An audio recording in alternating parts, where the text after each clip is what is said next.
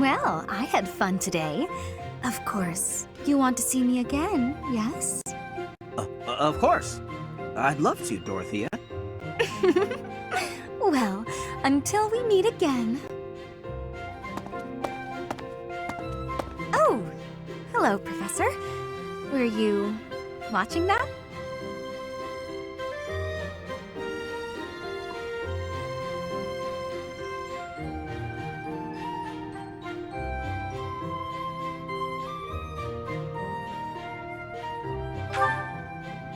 Yes. Is there a problem with that? Look, I know what I'm doing. My claim as a diva won't last forever after all. I must look to the future. As a man, you may not feel so rushed about these things, but I know my beauty will eventually fade. You? Really? I never would have guessed. Anyway, I'm not just playing games with these boys. This is for my future. You have no right to object. I very much want to find a good partner here at the Academy. Someone who will take care of me for the rest of my life. I'm glad you understand. Not everyone appreciates the necessity of taking the initiative while you're still in your prime. Or are you just saying that? Anyway, I value your opinion, Professor, but I won't have you interfering with my life plans. Unless you'd like to take care of me into my old age. That'd be something, eh? How about it, Professor? I wasn't... You aren't being serious, are you? I was just teasing. Or did you really just consider spending your whole life with me? If you did, that actually makes me... It makes me happy. I had no idea you might look at me that way. You've gotten awfully quiet. You might even be blushing a bit. Have I embarrassed you? If so, I'm very, very sorry. I should be going anyway. I'll see you later, Professor.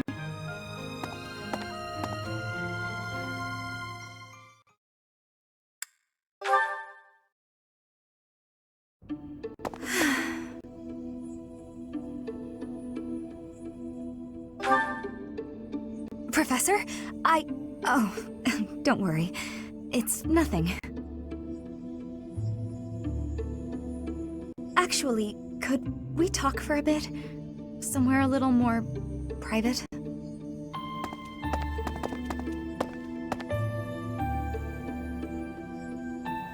I'm just gonna come right out and say it. I find you a little difficult to be around. I know, I'm your student and you're just trying to watch out for me. But the way you look at me sometimes, it's like you're seeing right through me. No, don't apologize. I know you don't mean anything bad by it, and I'm just self-conscious, I guess. The thing is, I don't have anything to call my own. No land, no birthright, no fortune. Little knowledge or battle skill. I think that's why I always clung to my popularity as a diva. Even after leaving the stage behind, I sort of kept up the act. When I look at you, it's like your eyes are accusing me. Telling me that you see right through it. That's what I mean when I say it's difficult being around you. Hey, this might be nuts, but maybe you could show me some kind of weakness of yours?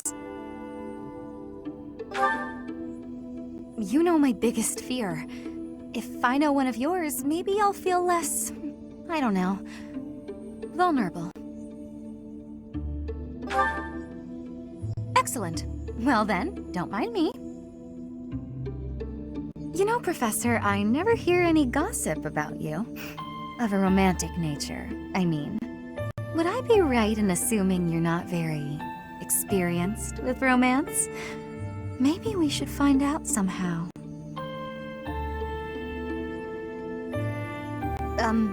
Professor? What's with you? Why aren't you reacting to anything I'm doing? Oh, come on. Is your heart even beating? You're making me lose my confidence.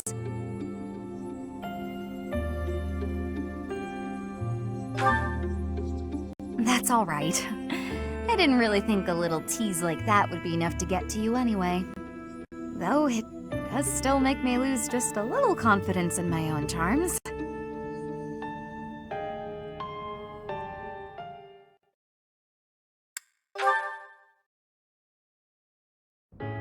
This may seem a bit sudden, but I want to thank you, Professor.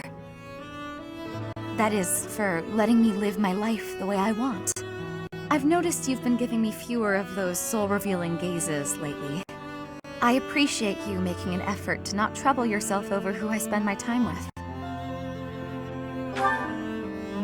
Well, of course. Did you think I wouldn't notice? It's kind of sweet in its own way. Professor, may I tell you a story about when I was younger? I was an orphan, living in the back alleys of Enbar, until one day I was overheard singing. That was when my new life began. I was suddenly a songstress in the Middle Franc Opera Company. Performers, nobility. I met so many people.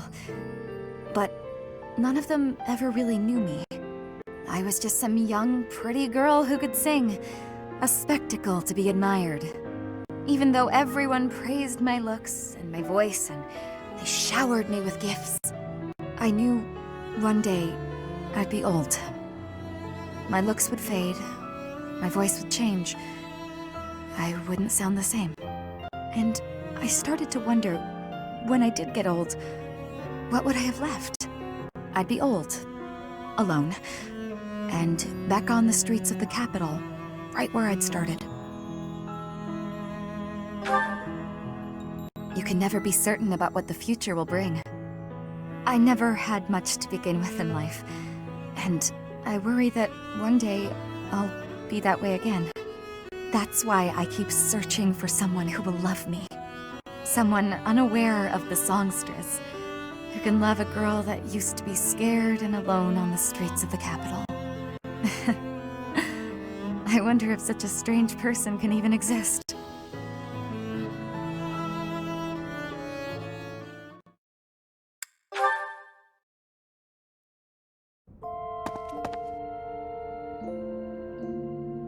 Oh, is this where you've been? Everyone's looking for you. With the war over, I'd like to think they'd at least give you a few days rest. Don't worry, I won't tell them you're here. It's a rare occasion for me to have you all to myself. No, I've given up on that. I realized there was no point. Besides, maybe the person I've been looking for is closer than I realized.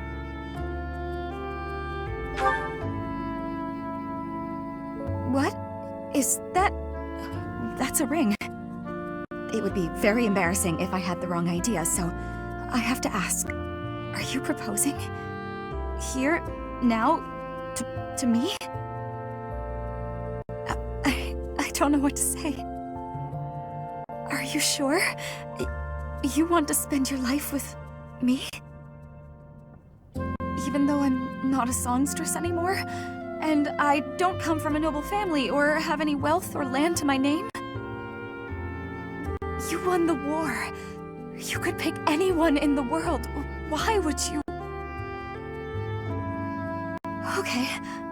I mean, yes. Yes, I love you madly and I'd be happy to marry you. But if we're going to be married, I had better think up a cute nickname for you. Don't you think? Oh, I wonder what I should call you now. Darling, my beloved. So many options. I starred in so many operas where I captured the heart of my beloved. But I never dreamed that it would feel this wonderful when it actually happened. A life singing for you in a peaceful world. I imagine that life will be more wonderful than I ever could have hoped. I love you. I could never sing anything as pure as those 3 little words.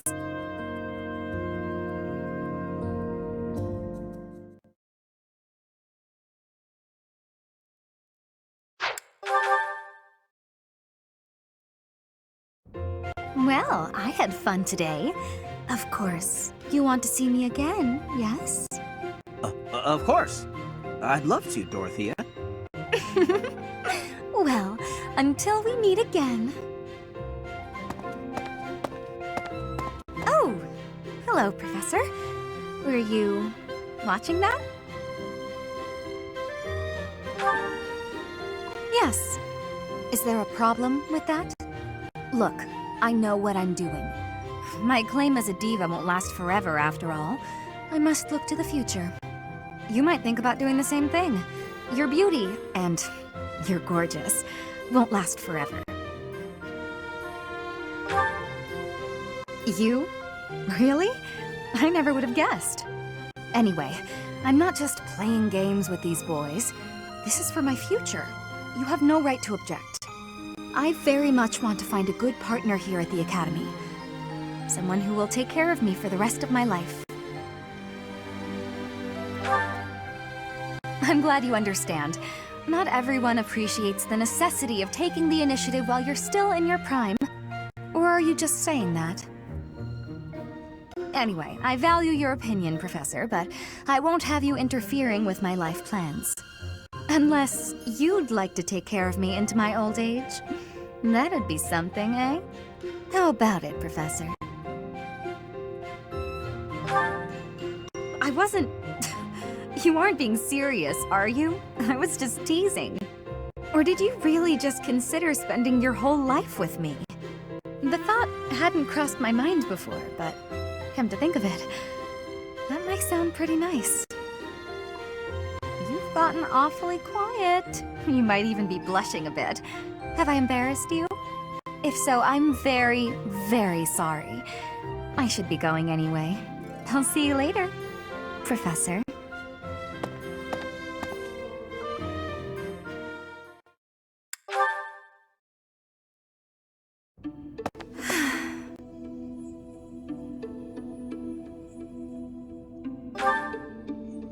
Professor, Oh, don't worry.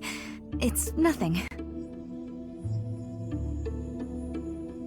Actually, could we talk for a bit? Somewhere a little more private?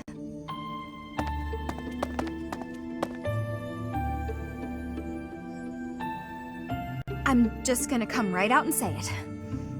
I find you a little difficult to be around. I know. I'm your student and you're just trying to watch out for me. But the way you look at me sometimes, it's like you're seeing right through me. No, don't apologize. I know you don't mean anything bad by it. I'm just self-conscious, I guess. The thing is, I don't have anything to call my own. No land, no birthright, no fortune. Little knowledge or battle skill. I think that's why I always clung to my popularity as a diva. Even after leaving the stage behind, I sort of kept up the act. When I look at you, it's like your eyes are accusing me. Telling me that you see right through it. That's what I mean when I say it's difficult being around you. Hey, this might be nuts, but maybe you could show me some kind of weakness of yours? You know my biggest fear. If I know one of yours, maybe I'll feel less, I don't know, vulnerable. Excellent. Well then, don't mind me. I bet I know your weakness. It's not mental, is it? It's physical. You're ticklish. Here, I'll prove it. That's right. The next time you gaze into my soul, I know just how I'll retaliate.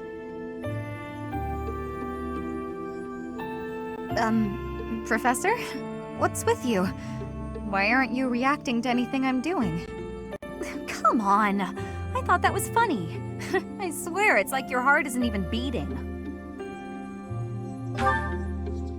That's all right. I didn't really think a little tease like that would be enough to get to you anyway. Though I was giving it my all. You're pretty tough to resist that.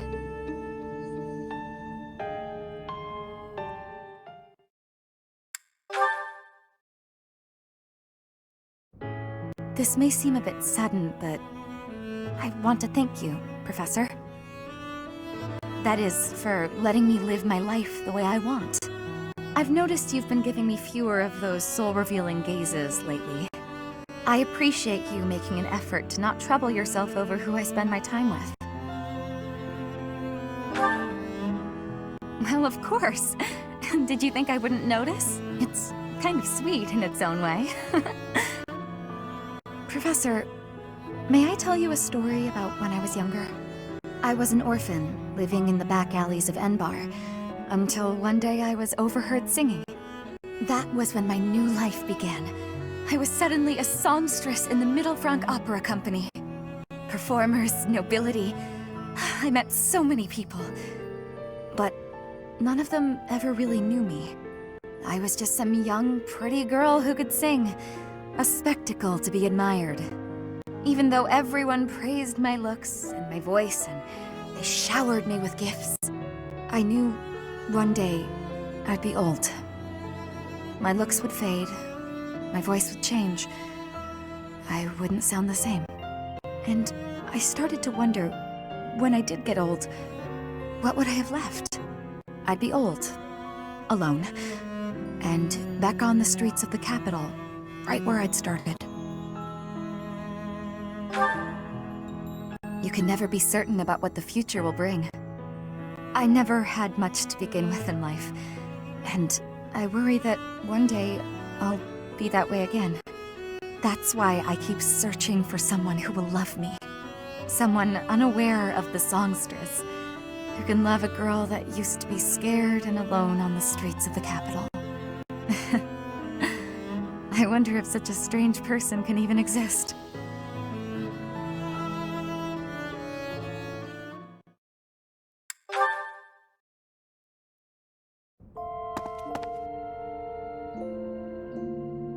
Oh, is this where you've been? Everyone's looking for you. With the war over, I'd like to think they'd at least give you a few days rest. Don't worry, I won't tell them you're here. It's a rare occasion for me to have you all to myself. No, I've given up on that. I realized there was no point. Besides, maybe the person I've been looking for is closer than I realized.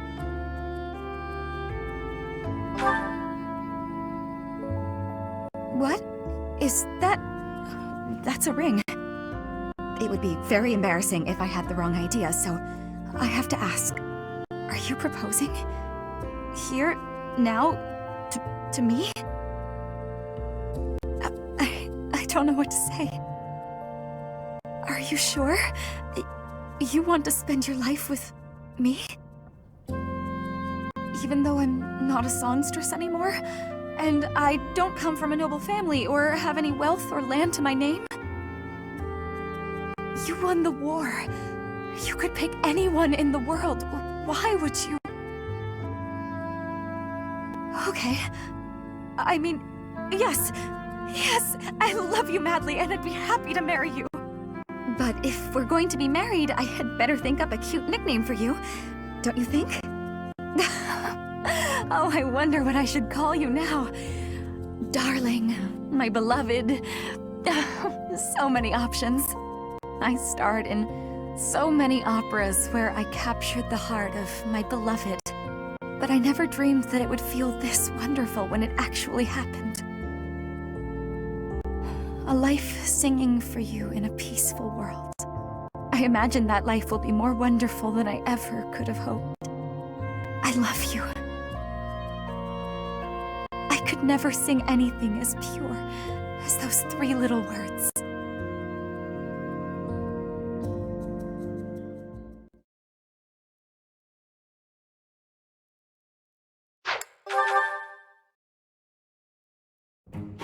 Hey, Adie. Uh-oh, you're scowling again. You're going to get wrinkles all over that cute face of yours if you don't smile more. Hello, Dorathea. I was just lost in thought. There are so many things to be done. To think of them makes my head ache sometimes. So many nobles of the Empire are utterly useless. I intend to appoint only those who can actually be useful. It doesn't matter if they're of noble or common birth. Noble or common? And you assume that'll be okay? I mean, not that I don't agree. I'd make all those nobles vanish if I could. Don't worry. I will make that a reality. The nobility system has only been around for 1,200 years. The concept didn't exist before that. Only 1,200 years, huh? You always say such preposterous and extraordinary things, Adie. Yet somehow you actually make it work for you. It's like you're a character from an opera. A character from an opera? If an opera is made about my life someday, I wonder how I'll be portrayed. The emperor who brought everlasting peace to Fodlan? Or the tyrant who shed the blood of her people? Well, that all sounds pretty violent. But either way, it would make an incredible opera. Do you figure it'd be a grand action piece full of combat and strife? Or would you prefer a somber political drama? Hail the mighty Edelgard, the red blood stains her story. Heavy as her crown may be, she will lead a soul to glory. To a brighter dawn we shall carry on. Hail Edelgard! That's quite enough, Dorothea. I'm starting to feel more than a little embarrassed.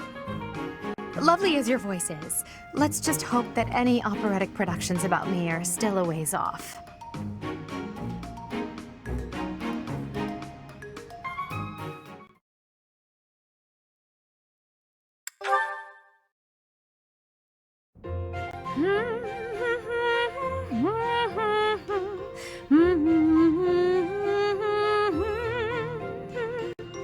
You're in high spirits today, Dorothea. Yes, I have met someone quite charming recently. I'm hoping we can spend more time together soon. Well, I wish you the best of luck. I wish I had some advice to offer. Alas, I do not. Don't worry too much about it, Adie. I'd guess romance isn't really something you're interested in anyway. I'm not completely disinterested. Oh yeah? Is there someone you have your eye on? To be honest, there's nothing resembling romance in my life at present. It's not that I'm disinterested. I'm simply too busy with other endeavors. I have no time to spare for such things. That's not surprising. You're not just any old noble, after all. Anyone who has feelings for you, well, they're in for a pretty complicated life. True. And I can't ignore the possibility that I may have to marry for political purposes. I doubt I'll ever have the opportunity for a passionate romance as long as I live. That's no way to talk. You meet the right person and boom, you have passion to spare. Could be someone you've just met or someone you've known your whole life. There's no telling how life will go. Something could even spark between the two of us. You and I? Now that is an entertaining thought. If such an exciting future is in store, I look forward to it. Oh yeah? That's awfully sweet of you, Adie.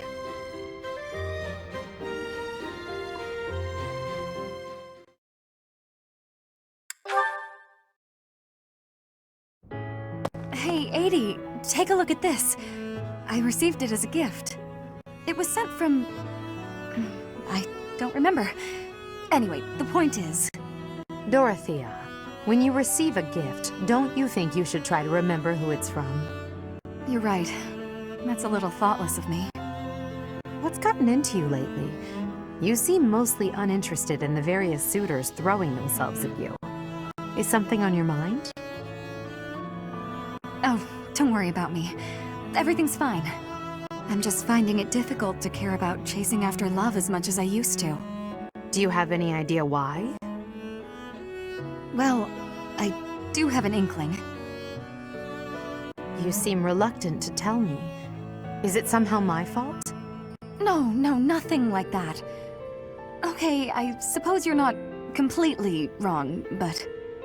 How do you mean? Please, just say what's on your mind. When the two of us are together, talking like this, somehow I don't feel like I care about my troubles with love anymore. So it's fine. There's nothing wrong with that, of course. But it seems we should get to the bottom of such a drastic change. Maybe we can figure it out if we just... Adie, I'm telling you, I'm fine. If you push me any further, I'll write an opera about you. I'll do it right here and now. And then I'll sing it in your face. Settle down, Dorothea. I can take a hint. If you insist, I'll drop the subject. Whatever you do, don't write more opera lines about me. My cheeks are probably still red from your last performance. Well, I can't promise anything. But if I try real hard, by the time the war's over, I might just have an opera written, starring you. No need to worry though, Adie. I'll be fabulous as you. A performance they'll rave about for years. The frightening part is that I don't know whether you're joking or not. But I do regret to inform you that you won't be playing the role of Edelgard. Why's that? Don't you see? No story about me would be complete without the character of Dorathea. It would be ridiculous for you to play me instead of yourself. Adie, you really are something special, aren't you?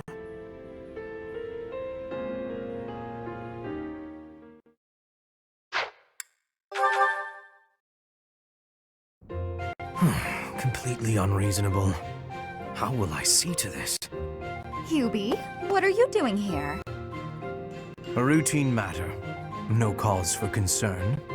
Ah, so it's something to do with Adie then. And? She really is all you ever think about, isn't she? Look, I know you're doing all this so that she'll like you, but if you go too far, she'll end up pushing you away. Maybe even hate you. This has nothing to do with swaying Lady Edelgard's sentiments. I am simply her humble servant. I do what is in her best interest. Whether she cares for me or not is irrelevant. It really doesn't look that way to me. I bet you'd follow any order Adie gave if you thought it would make her like you. Am I right? Any order? What a thing to suggest. But the answer is no. I will decline any directive that I deem would not be beneficial to her. Is that right? So, just for example, if Adie commanded you to find yourself a suitable wife, would you do it? If it would benefit her in some way for me to marry, then yes, I would marry. It's easy to say that now, with no bridal party in sight. But if it was the day of the wedding? Nah, I don't believe that. I don't care what you believe. My only wish is to see Lady Edelgard fulfill her ambitions. All other matters pale in comparison. Hubie, pale in comparison? You've seen too many operas. I don't think you understand how the world works. At all. And I don't care what you think either. I would make any sacrifice to support Lady Edelgard. It's a shame you've never experienced such devotion. You're right. I don't have anyone like that right now. But maybe someday I will. Then maybe someday you'll understand. Until then, we will never see eye to eye. Now, if you will excuse me, I have much to do. Hubie, I don't get you. Although I do find your point of view just fascinating.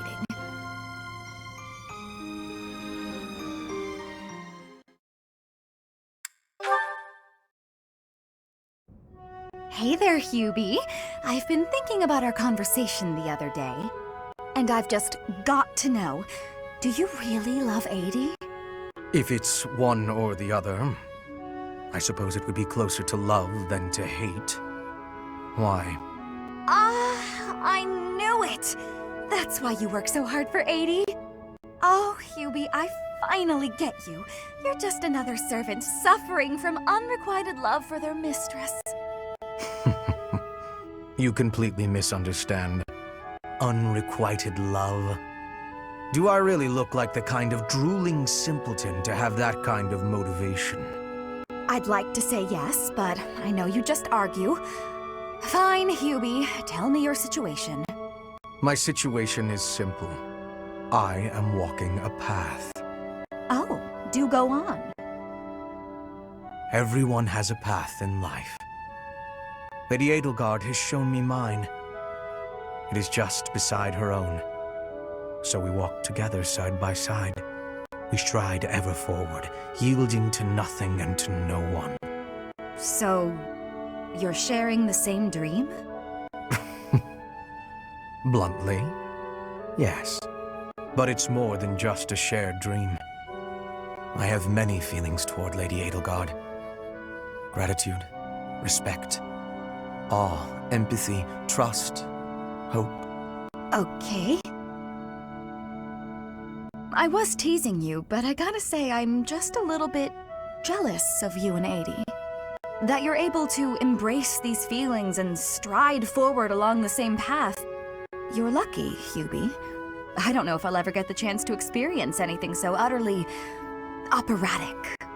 Why not? Because I figure the best quality in a partner would be that they make me happy. And loving another is really about wanting to be loved. I'm pretty sure that's different from how things are with you and Adie.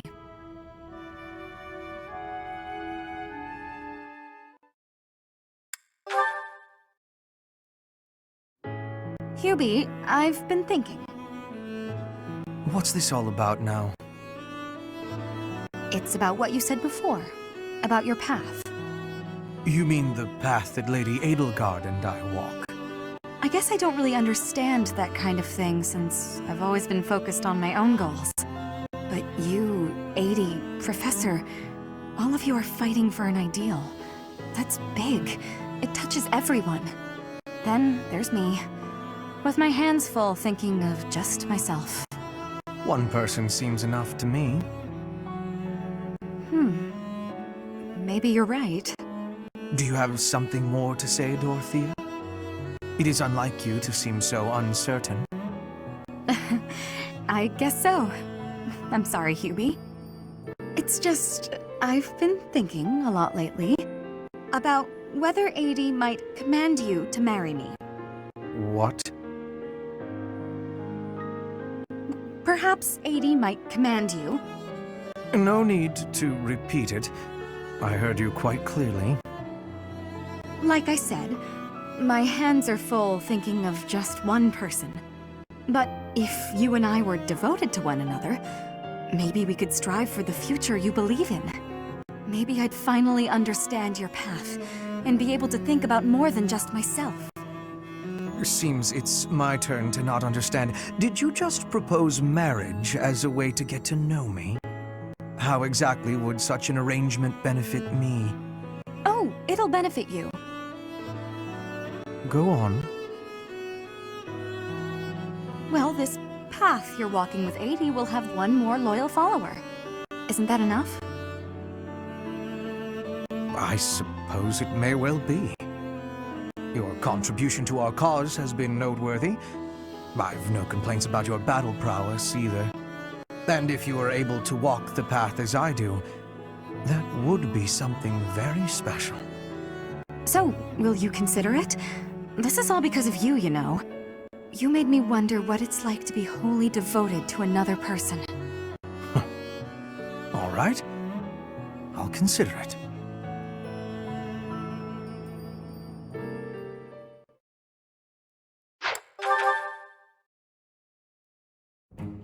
Ah, Dorathea!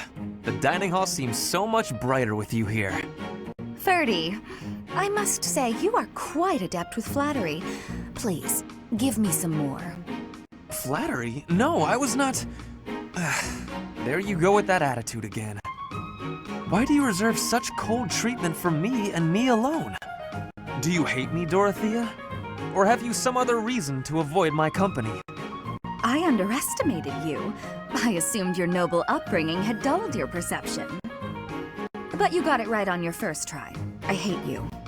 Huh, I was right. Might I ask why you find me so despicable? I can scarcely guess. Don't waste another minute thinking about it. That will not do. I do not think you would hate a person for no reason. Perhaps. How's this? If you can guess why, I'll let you know if you're right. The brains of us common folk are so simple, it should be pretty easy for a big shot noble to sort out. Very well. I cannot walk away from a challenge. I have no choice but to chance a guess. You are always making fun, calling me a big shot and so forth. Perhaps you think all nobles are... No, it cannot be that simple. Oh? What can't be that simple? Please, will you not give me a clue? Well, let me see. A good clue? I know. It's because you're like a bee. That ought to be enough of a clue. So long, Ferdy. A bee? I haven't the slightest. Perhaps because I am such a diligent worker?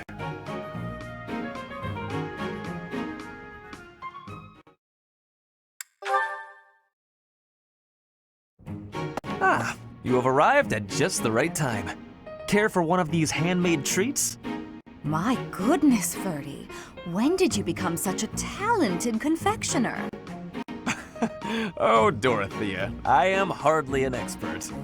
Nevertheless, you have managed to make some tasty-looking treats. Well, it is the first time I have tried my hand at it. Honestly, there were several unsuccessful attempts preceding this batch. I made these pastries to solve that riddle you gave me. The reason you despise me. Oh? You said I was like a bee. The bee is a dutiful worker, just as I am. But the bee inherits a capacious home, with a wealth of honey. Similarly, I inherited my fortune. I did not receive it as a reward for my labor. I surmised that perhaps you'd feel differently about me if I earned something all on my own. That was my plan, to emulate your transformation from desperate pauper to successful songstress. All on your own? Did you renounce your nobility? Give away your riches?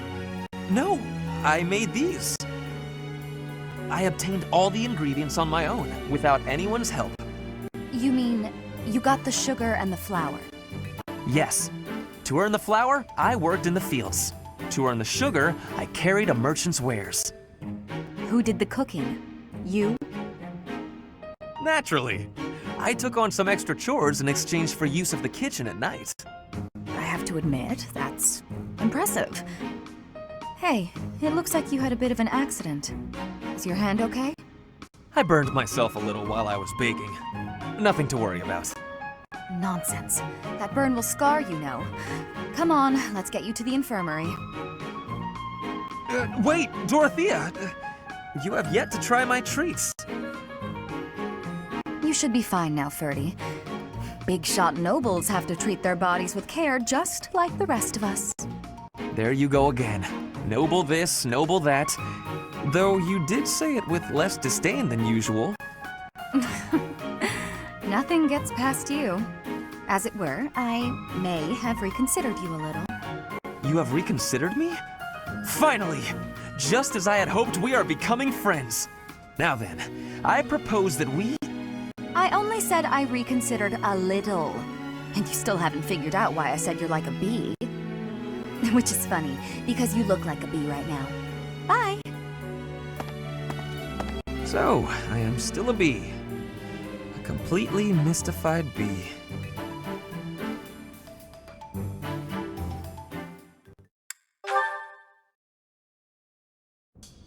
Ah, Dorathea. I am surprised to find you here. I did not think you were all that religious. There's a lot you don't know, Ferdy. But you're right. I'd hardly call myself devout. After all, it was thanks to the goddess and her noble regime that I suffered so much as a child. You must be quite brave to speak so coarsely in this hallowed place. But what do you mean about suffering as a child? Do I really have to tell you? Oh, forget it. I'm sure you already know that I'm an orphan. I grew up in the alleys of Enbar, begging for coins, eating scraps, drinking from drains. I see. I remember seeing street children around the city. I could have died. Then the right person overheard me singing. And suddenly I was in the opera. I was a songstress. And my goodness, did the nobles like me. The people who used to spit on me and call me an urchin, they praised my voice and my beauty. A nobleman who once kicked me gave me the most gorgeous shoes. I almost asked if it was a joke. So that is why you despise the nobility. But why do you think I am the same as them? Do you really believe that is the kind of man I am? You think I would ever treat people differently based on appearances? There is nothing noble about that. Oh, really? You're something different? That's not how I remember things. It was the very day that I was discovered. I was in high spirits. Nothing was wrong in the world. I secretly bathed in one of the town's fountains, hoping to wash off some of the dirt from the streets. I sang the same song the opera composer overheard earlier that day. And that's when you appeared. Me?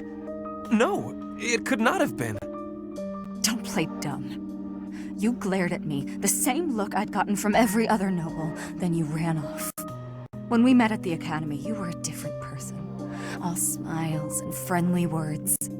You were like a bee, Ferdinand. A bee attracted to a flower in full bloom. So it was you then, singing that song. Dorathea, please listen. This is a misunderstanding. When I saw you, I could not take my eyes off you. I was hypnotized. Your beautiful voice, your elegant face, droplets of water on your skin that glittered in the sun. I thought you were a water nymph. Stop it, don't lie to me. No, it is true. I was only a child. The vision overwhelmed me. That is why I ran. I plucked up the courage to return, but no one was there. I thought perhaps it was a dream. Maybe I can believe you. I've wanted to, ever since the day you made me those treats. I thought then that maybe you weren't like the others, but there's a lot I have to let go of, Ferdy. Of course. I am glad we had this conversation. You know, I do not mind you thinking of me as a bee. Life as a simple drone, circling a queen. It actually sounds quite wonderful. Don't drones keep the queen safe from other bugs? I like the sound of that.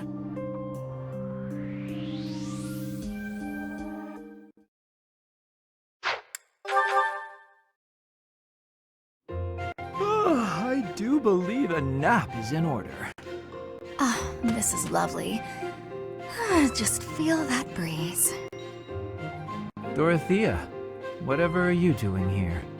I was thinking of relaxing here, but it looks as if someone else is lounging in my spot already. Taking a nap in public like this? Really, Lynn. The nobles look down on such behavior. You do know I am of noble birth. Oh, I'm sorry. I'm just teasing. You never do act very noble, though. Why is that? Each person must follow their own way. This is how I prefer to live. Even if some of the more pretentious nobles like to poke fun at my ways. Doesn't that bother you? I mean, really? It doesn't hurt your pride or anything? What use is pride? It doesn't feed nor clothe you. It offers no warmth on a cold night. First time I've heard a noble say something like that. Well, most nobles are... oh, what is the polite way to say it? Fools. Yes, they are fools. As for myself, my father is the Minister of Domestic Affairs, and he has pride enough for the both of us. For example, did you know he and the Minister of Military Affairs cannot get along, although they value each other greatly? His pride gets in the way, so he can't make amends. That is why there was discord between civil ministers and military officers in the Empire. And so pride serves no good purpose in politics either. So tell me, what use is it? I wonder if bad blood between civil and military leaders is somewhat unavoidable. The Minister of Domestic Affairs is in charge of all civil officials, so if they just give in easily, their subordinates would lose respect, right? I get the feeling that if your pride isn't equal to the responsibility you bear, then you aren't fit to lead. Also, I happen to think pride can be quite charming. And how necessary is charm? It just gets in the way of living your life. If you lack charm, nobody will give you a second glance. Right, which means more time for napping.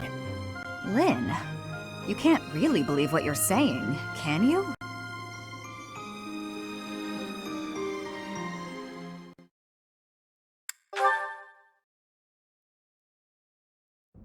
How did you know Dorothea was an orphan?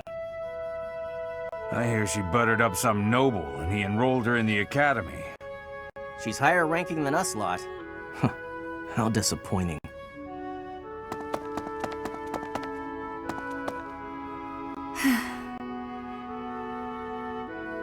I suggest ignoring them.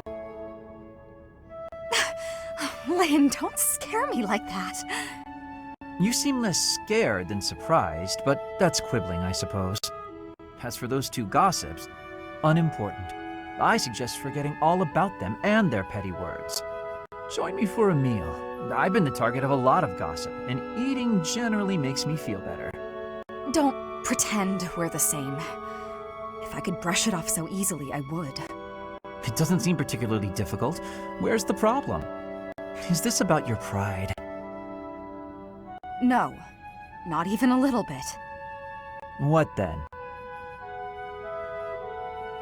Lynn, please just go away.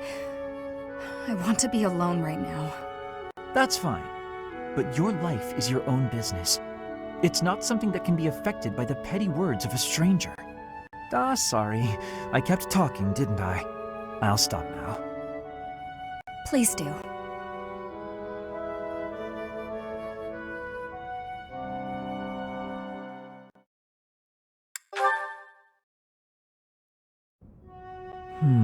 Where has it gone? Lynn, you got a minute? Oh, Dorothea. Are you done being alone? Please don't say it like that. I let the gossipers get to me, and I snapped at you. Can you forgive me?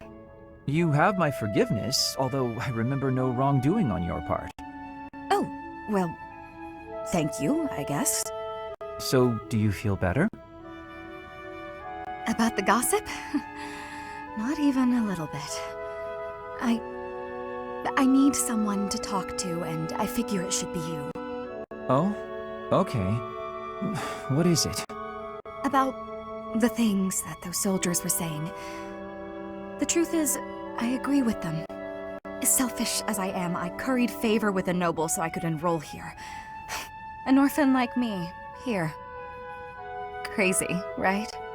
And now to be leading troops as one of the professor's generals? I'm way out of my league. I'm doing the best I can, of course, but sometimes I wonder if it's enough. Dorothea, if I may offer a bit of advice, you have no reason to face anything you do not wish to. If the past distresses you, then just let it go. It's as simple as that. But it's my past. You can't escape your past. You've probably overcome a lot of tough times, haven't you? I think that's incredible, really, but why not just let go of the suffering and run away from the memories that cause you pain? I suspect you'll find it a better way of living. I know I do. That's not living, Lynn. It's running away. If I leave my hardships behind, then all of that means nothing. Good point. Well said. Yet, I propose ignoring your past changes nothing of who you are today. I see before me a great woman who should not be bothered by idle gossip. Even if you dropped everything and took a nap for 1,000 years, you would still be you. What an example. I don't quite get it, but I am a bit envious of you. Still, I can't live the way you do. At least try it. Go take a nap where a noble will see you. Give them something to talk about. Maybe I will.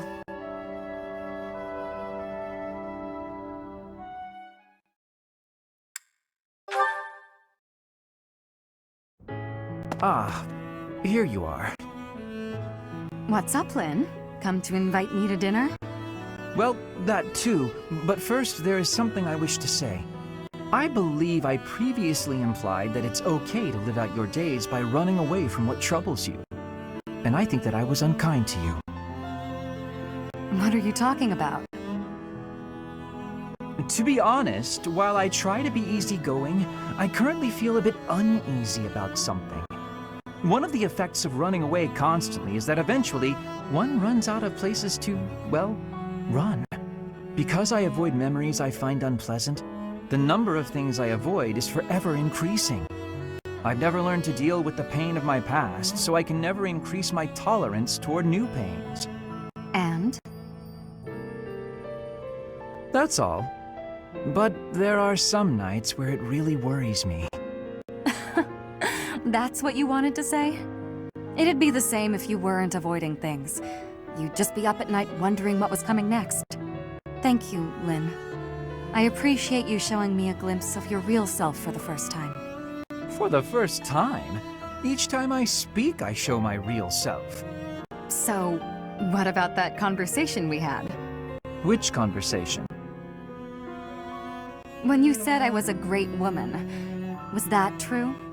Of course. You have too low an opinion of yourself. I thought you were just trying to make me feel better. I didn't really think you looked at me that way, Lynn. Why? Is it so strange? You seemed rather happy about it at the time. It's not weird. Okay, it's kind of weird. You're weird, Lynn. You know, I'm hungry all of a sudden. Maybe I laughed too much. Good. I was going to invite you to dinner. You were? When I walked in, you asked if I'd come to invite you to dinner. I said yes. But I can't be bothered to walk into town. Shall we visit the dining hall? What? Oh, fine. Show me this easygoing way of yours.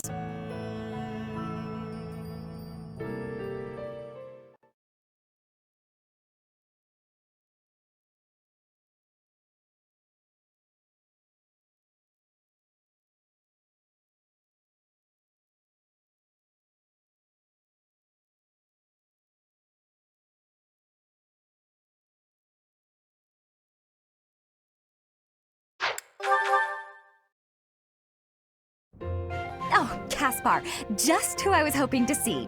I have a tiny little request if you have time to help me. I'm always happy to help. What can I do for you? That is exactly what I was hoping to hear. Would you mind coming along to my room? Your room? Okay. This isn't what I had in mind. Come on, a big, strong guy like you. This is easy. Lift up the cabinet, please. I need to dust behind it. There's still more to do. Why do you care so much about keeping this place clean? It's just a dorm room. Leaving this place a mess wouldn't be fair to the next person who's assigned here. In fact, I think once we're done with this room, we should clean up your room as well. Yeah, I don't think so. I have some actual training to do. Oh, come to think of it, I have a date myself. The fella I'm seeing has quite a charming face, rich family, and I assume a tolerable personality. Don't you get tired of spending time with all these guys who have tolerable personalities? Oh, it gets tedious at times. You must listen to them talk, for one thing. But it's important for my future. That's how I see my training. I guess it's pretty much the same thing. I don't know if that's a comparison you really want to make. Why not? Seems about right to me. Sure, I'm a noble, but I'm also a second son. I don't have anything coming to me. Why do you think I'm always training so much? I need to prove myself on the battlefield if I plan on making it anywhere in this world. I know you don't have noble status or wealth, so you're putting in the effort to marry well, right? See? Pretty much the same thing. I suppose. It would be nice if everyone saw it that way. Well then, Caspar, I need to get ready for my date. But shall we both agree to work hard for our futures? Absolutely. I just hope our efforts are worth it.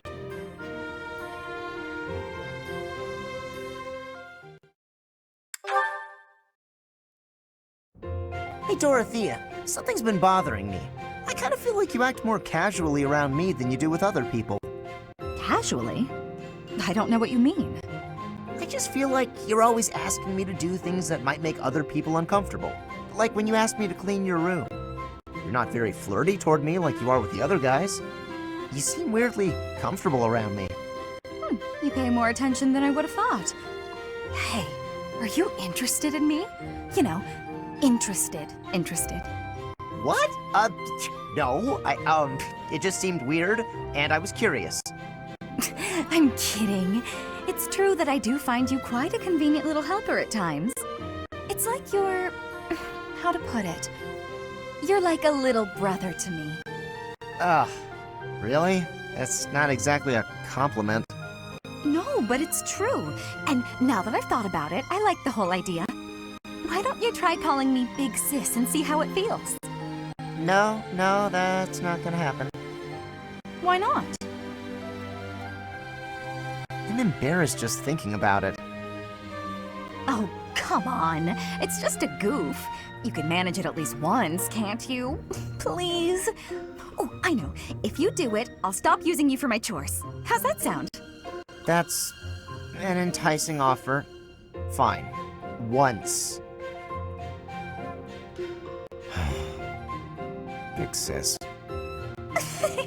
Well done, Caspar. You're such a cute little boy. I'm proud to have you as a sibling. I'm not cute, and I'm not little. How would you feel if I made you call me Big Bro? Oh? Well, I wouldn't mind that at all. Big bro. Is something wrong, big bro? Oh, this is the worst.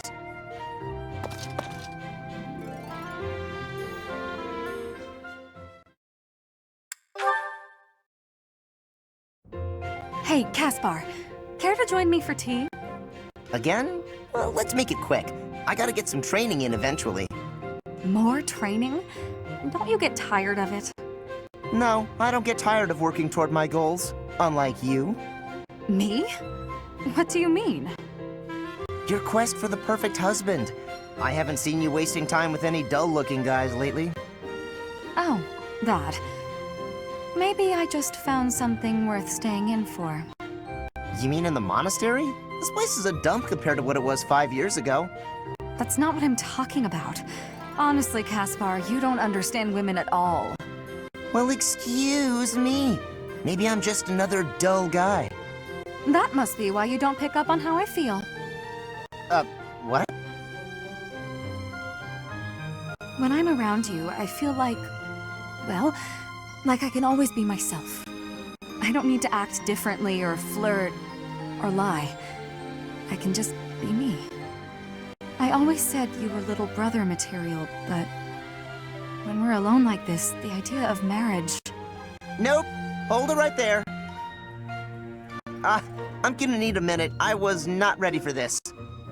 Caspar, settle. You might be getting the wrong idea.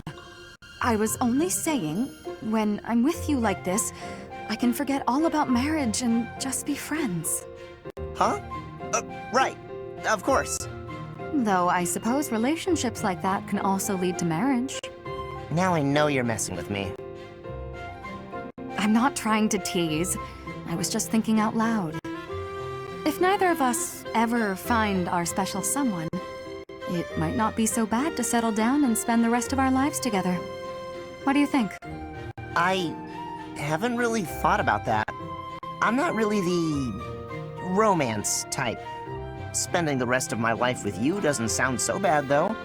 But why are we even talking about this? There's no way you won't find someone great. Stranger things have happened. Either way, no point in worrying about it now. I'm plenty happy with our current situation. Let's just focus on staying good friends. Good idea. Here's to us.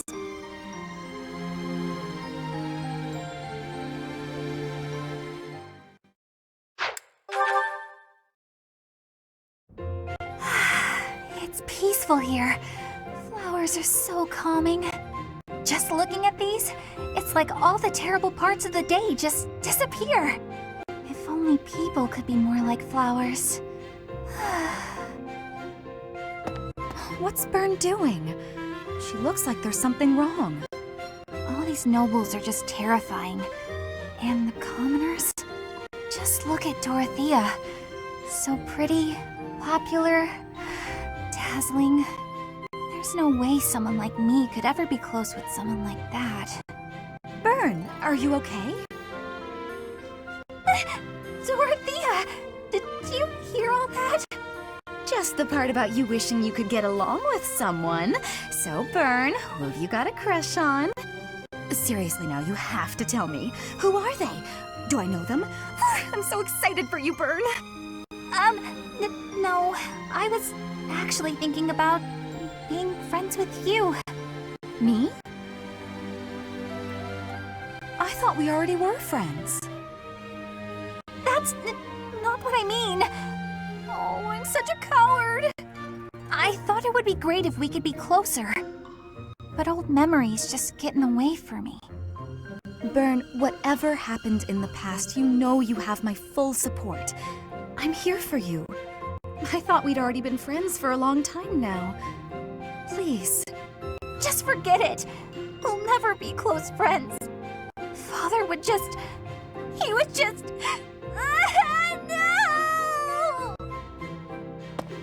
Wait, Father?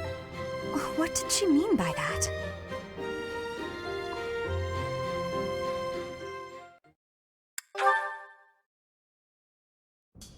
Hello, Bern. Oh no, what did I do this time? Did I offend you? Is this your revenge? No, not at all. I just want to talk. If you promise not to resort to violence, I'll do whatever you want. Bern, I've just been worried about you, that's all. When I said I was your friend, you ran away, saying something about your father. Remember? Vaguely? I know you've lived through some bad times. If you could tell me about it, maybe I could help? Oh, I don't know. Please. Your father's not here now. Whatever it is, you're safe to tell me. All right. My parents told me never to befriend a commoner. They said commoners are scum, and that they'd crush any that tried to come near me. Hang on, scum? They called me... commoners. They called us scum? Yeah, but once, a long time ago, I did secretly make friends with one. A boy. When my father found out about him, he disappeared the very next day. I heard he was found beaten half to death. I never saw him again. Since then, I've been terrified of making friends with anyone, commoners especially. I never knew that kind of thing really happened. You hear stories, sure, but... Oh, Bern, I'm so sorry. I'm proud to be your commoner friend. Dorathea! Hey now, relax. There's nothing to bawl about. If your dad tried to beat me up, I'd return the favor and then some. Return the favor? When I was in the opera, you better believe I had run-ins with the most wicked, terrible men. I survived kidnappings, attempted murders, all kinds of stuff. But you know what? I broke those guys' arms. Snap! It was a thank you for all the trouble they went through trying to hurt me. You're incredible, Dorathea. So, now that you know I can defend myself, can we be friends, Bern? All right. Yeah.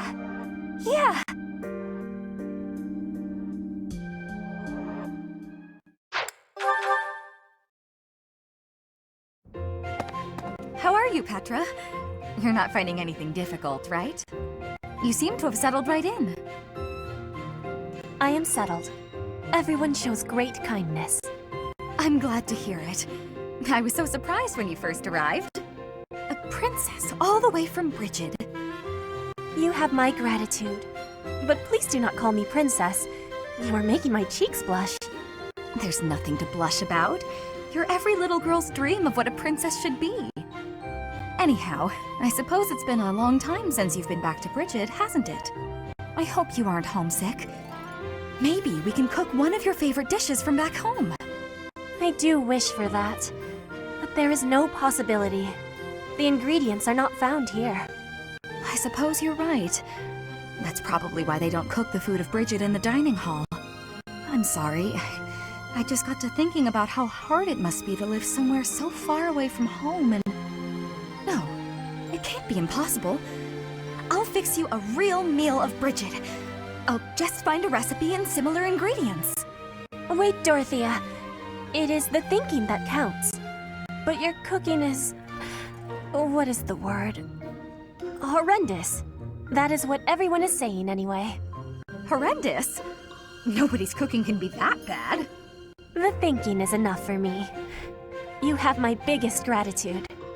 Fine, I'll do something instead of cooking for you.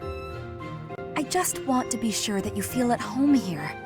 How about a massage? That may help you loosen up. I have no problems.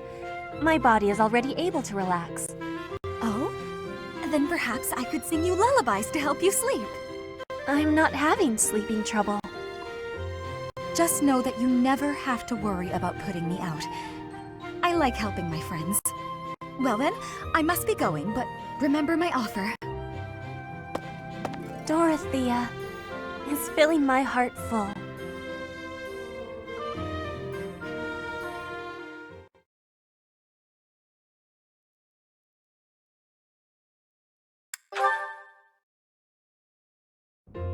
Dorathea, I want to be asking you a question. Oh, please do. Why have you come to Garreg Mach? Is your goal different from the rest? Yes, I suppose. Everyone here is an heir or an heiress, but not me. I'm just a commoner. When I enrolled in the Officers' Academy, I was different than everyone else. I wanted to secure my future, and my big idea was to marry money. Ever since, I've been dating different, terribly well-to-do men, searching for a good one. So far, there's been no reason for a second date. Marrying money? That is not sounding like a good idea. Money would be a bad husband.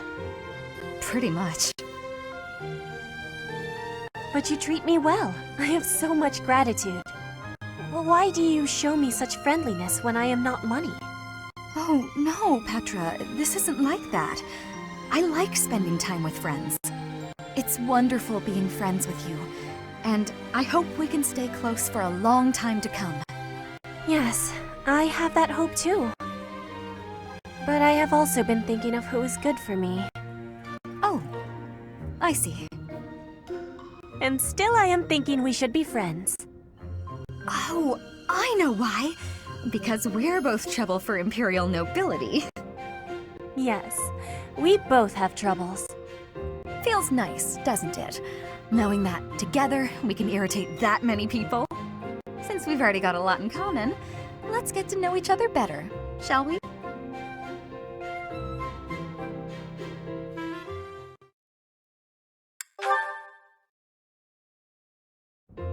Oh, Petra, are you researching something? Yes, I am investigating useful fighting techniques. You're always trying to become a better fighter. Personally, I'm sick of all the battles. You are feeling sick about battle? Oh, I understand. Yes, I am also wishing for this war to finish quickly. Sooner the better. I don't even remember the last time I washed my hair. Yes, it is hard to be braiding your hair when it is damaged from lack of care. Speaking of, you know, I don't think I've seen many braids like yours, Petra. I assume it's a hairstyle from Bridget? May I take a closer look? You may. This style of braiding has been passed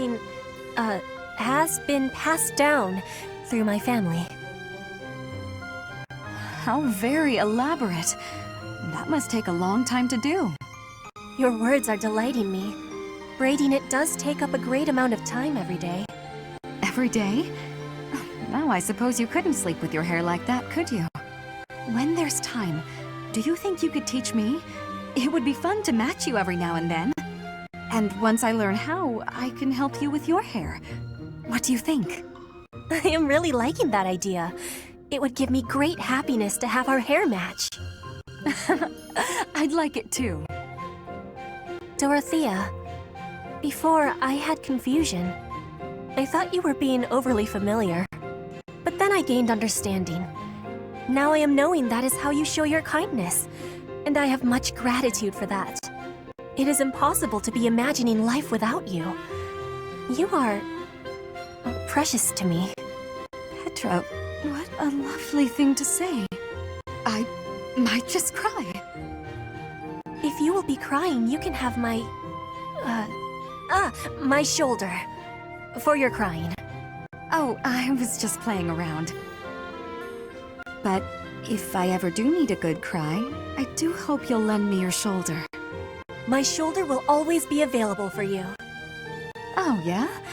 So I don't even need to make a reservation or anything? A reservation? For my shoulder? Oh, I just meant... You know what? It doesn't matter. What matters is that I enjoy spending time with you. It makes me stop worrying about marriage and status. If that is the truth, then will you be coming to Bridget with me? Huh? When this war is finished, I am wishing for you to be seeing my homeland. You are? Oh my. I'd love to, Petra. As soon as the fighting is done, I'd like nothing more than to see Bridget with you.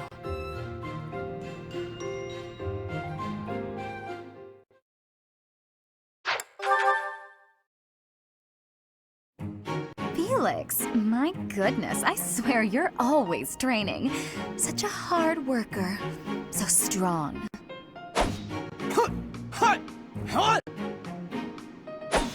Hello? Felix? What? You can hear me. That's good. I was worried maybe your ears didn't work. What do you want? Oh, nothing. Nothing in particular, I mean.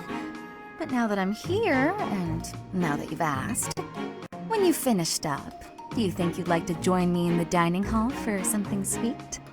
I'll pass. I don't like sweets. Also, you're a nuisance. Stay away from me. Felix, that's rude. I thought we were on the same side in this war. Anyway, you sound like you're shooing away a stray cat. Shh, shut up. I am not a stray cat, Felix, and I am not leaving until you take a moment to chat with me. You are a pest. Fine, do what you will. Oh, you better believe I am going to keep doing exactly what I will.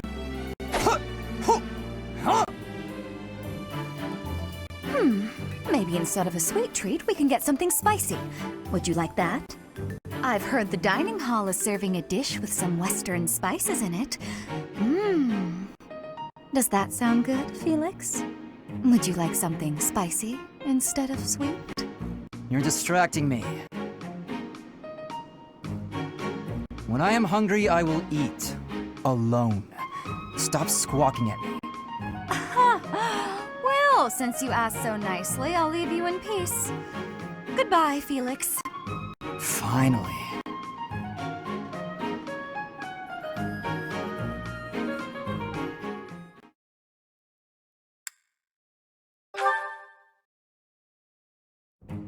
You're following me. Stop. I am leaving you alone, just as you asked.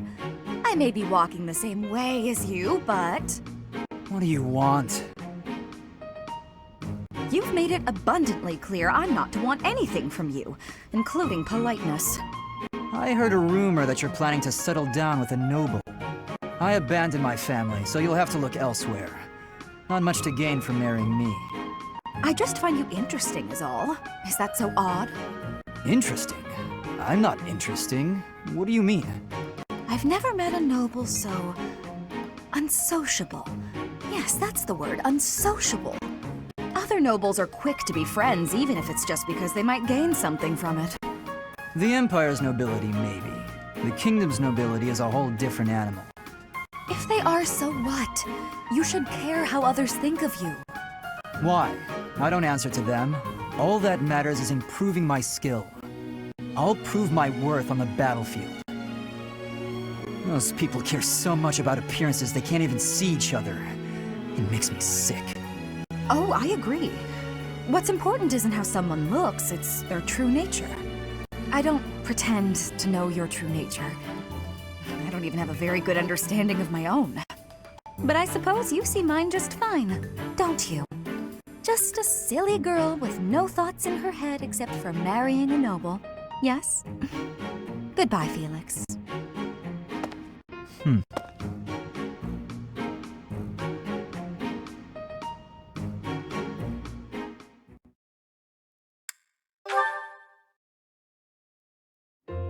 You, get over here. Get over here? How about I tell you to get out of here? You're always following me around. At least make yourself useful. Let's spar. What? Are you serious? I don't joke. Draw your weapon, unless you intend to fight without one. If you want to train, then do it on your own. If you don't attack first, I will. Okay. If you want me to knock some sense into you, who am I to say no?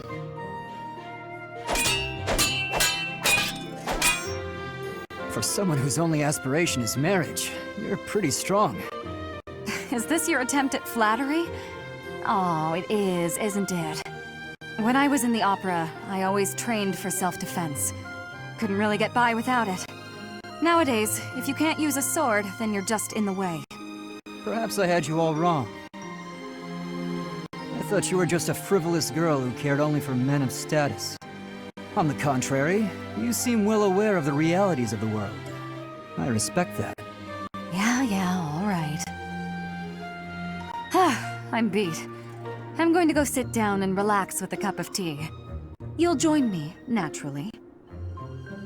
I will? We just trained together. Are you really going to turn me down?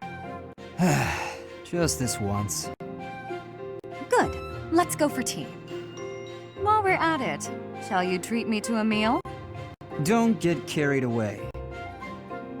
No, you're no fun.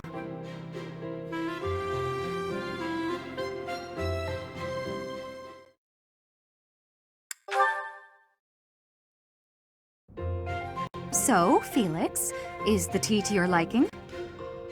It is. It's nice to relax like this every now and then, isn't it? It is. You said some of your equipment is damaged, didn't you? It is.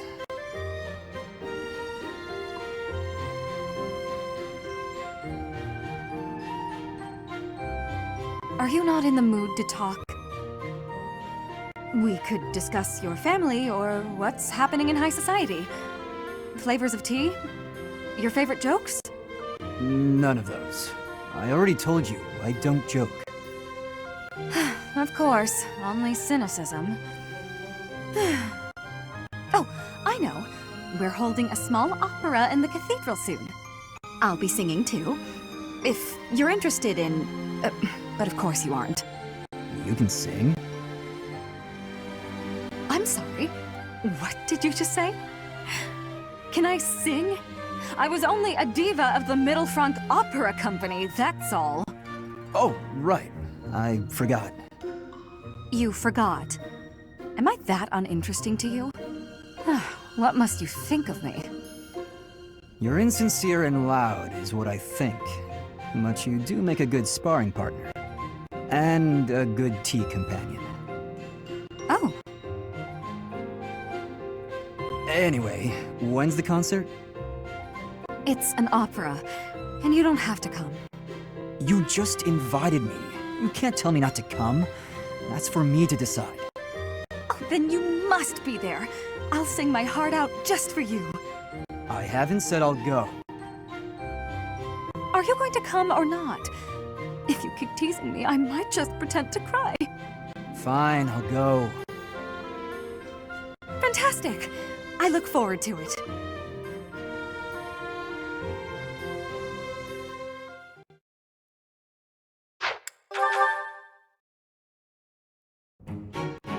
Sylvain. It's unusual to find you doing something other than hitting on women. Ah, Dorothea. I've been preparing to do just that, as it were.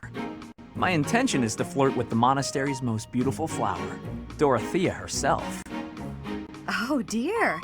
And I've ruined all your hard work. You might as well save the effort. I'm not taking the bait. Oh, Dorothea, your wit is as sharp as your beauty. Don't you want just a little flirting? Just a sample? I'm not like all the others, you know. I don't doubt it.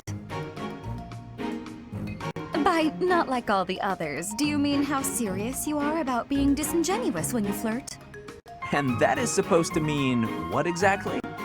Your social standing isn't bad, and you're not bad to look at or particularly dumb.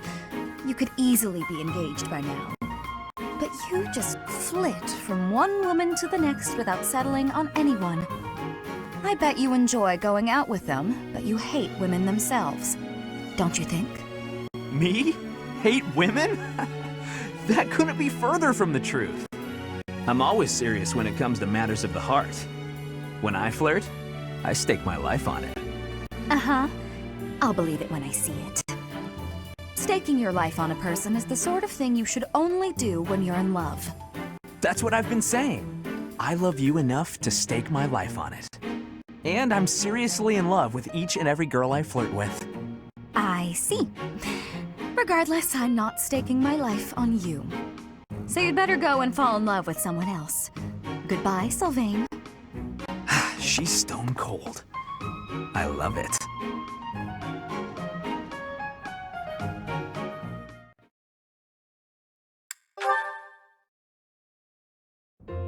Ah, Dorothea. What are you doing here?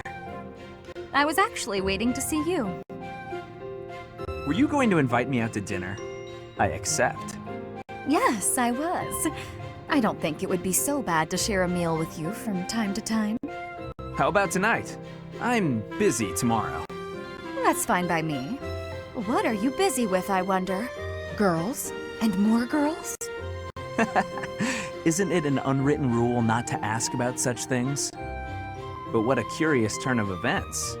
Have you perhaps got an ulterior motive? No ulterior motives. If you're worried, we can just pretend this conversation never happened. No, wait! That's not what I meant. I just don't understand why you want my company now, when you've always been so cold to me. Have you perhaps fallen in love with me? My stomach just got queasy. You know what? Maybe I'll eat on my own after all. Fine, fine, I get it. You want someone to chase your loneliness away. Something like that, yes. If you don't want to, I'll ask someone else. Don't dream of it. It would be my pleasure, milady. And to be clear, the reason you chose to spend time with me is my family, yes? Or is it my crest? Both? I'm just curious about such things. Say I was a commoner. Would you still have invited me to dinner? Is this really necessary for a simple dinner invitation? Actually, I have a question of my own. Say I was a hoarse-voiced old hag. Would you still be flirting with me? Would you still want to hold my hand and whisper sweet nothings? That's a difficult question. I have nothing against mature women, but... Even if you were an old man, I still would have invited you out. If you were a former noble exiled from his family, or an orphan from the streets, my heart cares not. Just kidding. I just wanted to try saying it. Of course it's better that you have money. You little... Yeah, that's probably true. So, Dorothea, about that dinner? It would be an honor to have you join me tonight. And let's not talk about things like this over dinner, okay? Even if I was an old man or an orphan, huh?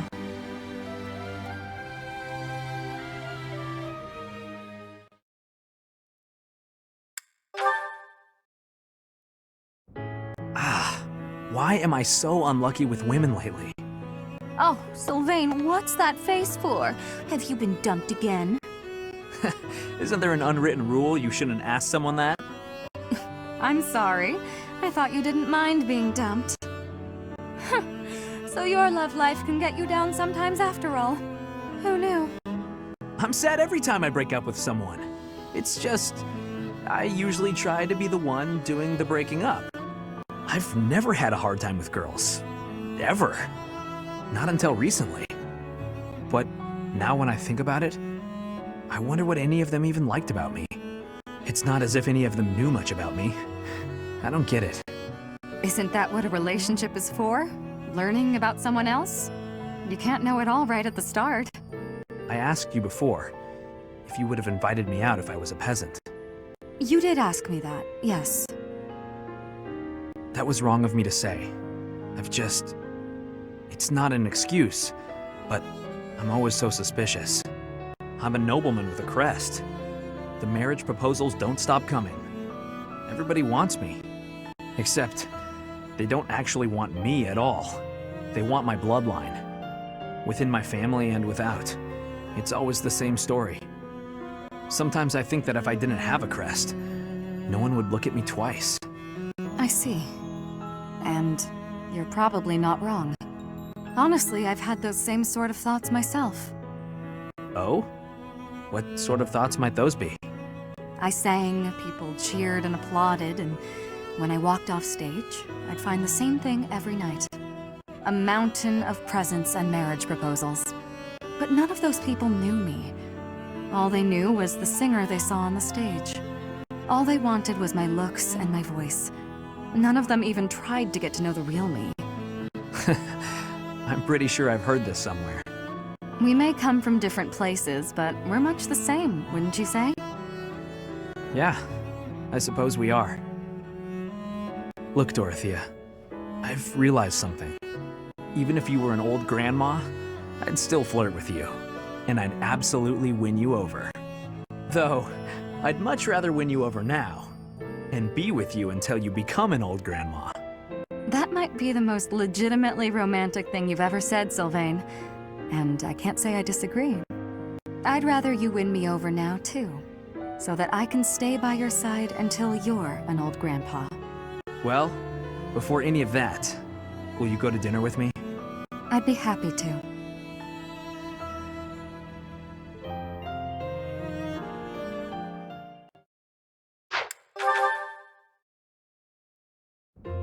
Ingrid, do you have a moment? We're going to perform an opera in the cathedral. We are? Yes! It's a small one, but I need some volunteers. Let me tell you, Alois is very excited. He's already doing a ton of work for the show. I see. What's it about? Classic opera fare. A tragic love story, a princess who falls in love with a handsome commoner. But our princess, she carries the fate of her country on her shoulders. And no matter how in love she is, she can't just marry whoever she wants. Or can she? That's quite a story. Sounds tragic and beautiful. Who will be playing the princess? Me. I was a singer in an opera company, though I hope I'm not being too presumptuous casting myself. Even if you're not interested in being part of the production, you will come to see it, won't you? I'm asking everyone to dress up properly. I want it to be a stylish and elegant night. That does sound quite lovely. And I do want to go, but Please, don't worry if you can't make it. I understand we're doing this on such short notice. No, it's not that. I struggle with the elegant part of things. I don't really do myself up in elegant clothing and makeup and such. If fashion's your concern, lady, you're in luck. I am? If you don't dress for the occasion, no one will take you seriously. But don't worry about a thing. I'll happily work my magic on you. When it's time, I'll meet you in your room. We'll make you the most beautiful woman in the theater. Oh, goodness. Okay.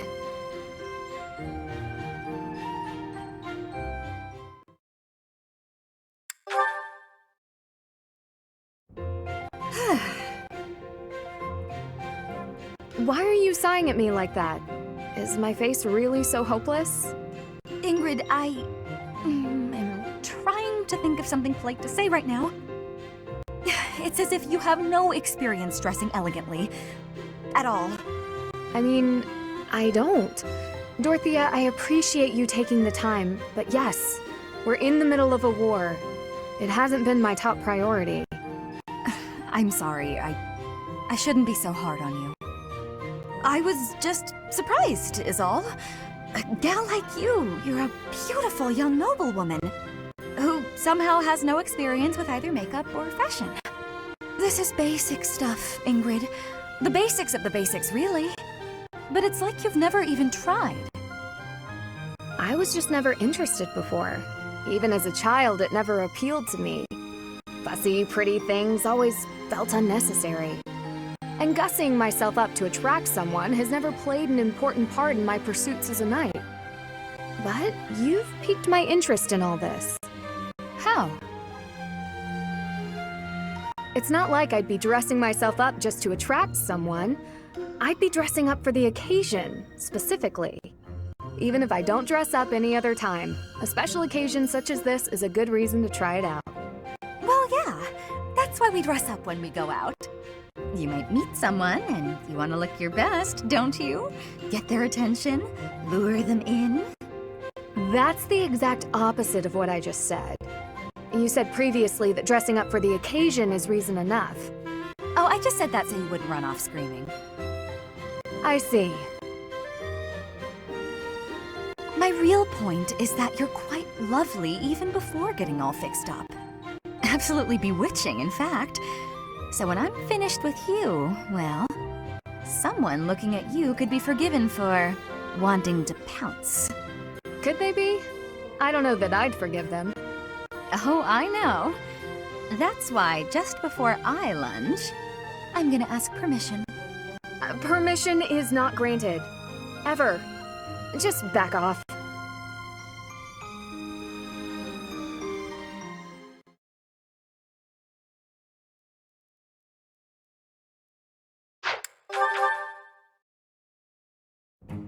Ah, Dorothea, your beauty puts even the most pristine flower to shame. Ah, Lawrence, as silver-tongued as ever. Oh, not at all. I must bid you good day. I see the rumors are true. What a shame. Rumors? About me? Whatever do you mean? Why, that you're always ready to flirt. Unless she's a commoner. Then you'll bid her good day as quickly as possible. Like you did with me just now. Are we so unpleasant to speak to, us commoners? That is a rather pointed question, but I do happen to have an answer for you. As the heir to House Gloucester, I am in search of a bride of suitable social status. I seek to build upon the honor of my house, and to do that, I require a noble wife. I'd think you could find plenty of suitable women, even among the masses. Do not be so certain. A lady who marries me must be prepared to enter noble society, whether she wishes to or not. It is a complex web of etiquette and expectation, not a world one could easily step into without the proper upbringing. What's more, House Gloucester would hardly see much benefit were I to join myself to the household of a commoner. Oh, I can imagine. Well, I suppose that means any friendship between you and I is doomed as well. Isn't that a rather excessive conclusion? You want someone to birth your house's next generation. I want someone to share my life with. I'm not even an option in your eyes, and you're hardly viable in mine. However, we're all friends here, aren't we? So I suppose politeness at the very least is in order.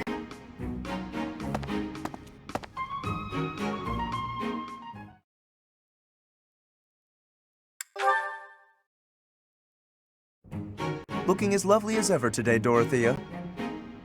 Oh, save it for your noble girls, Lawrence. I'm not in the mood. I was only being polite. And it really was quite wonderful to be so near your elegance. Now, if you'll please excuse me.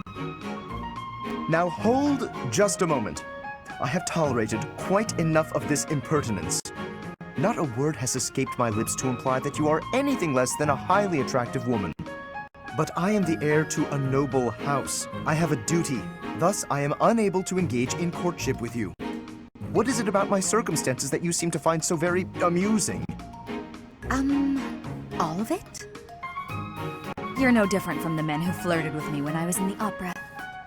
As long as you're getting what you're after, you don't much care what a woman wants, needs, or feels. That is truly what you think of me? I am afraid you have completely misunderstood. Oh, have I? Do explain. If noble status were my only priority, then I could be married 100 times over by now. But birthright is not sufficient for me. I am not looking merely for an accessory. Marriage is a relationship of mutual respect, support, and trust. If my wife and I are of the same mind and of the same worth, then together we can achieve anything. That is why I make overtures to so many ladies. I am in search of an ideal. You're searching for someone who matches your vision of a perfect spouse? How odd. So am I. And everyone else. My standards are somewhat more exacting, but yes, I suppose on that point we are similar. Please understand that I'm acting with the best of intentions in search of a partner. You're more serious than I thought. And so earnest, it's almost adorable. If you met a peasant girl and fell madly in love, would you be able to give her up? Break her heart? I would have no choice. The worlds of the nobility and the common folk are simply too far apart. I cannot choose to abandon my duty merely for the sake of a fleeting emotion. Lawrence, you're dangerously close to dedicating your life to the lie that nobility is something special. I hope you realize that before it's too late.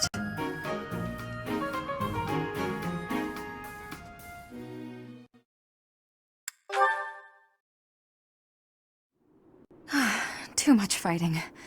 I need a moment's peace. Why, if it isn't Dorathea? What are you doing here? Patrolling the grounds.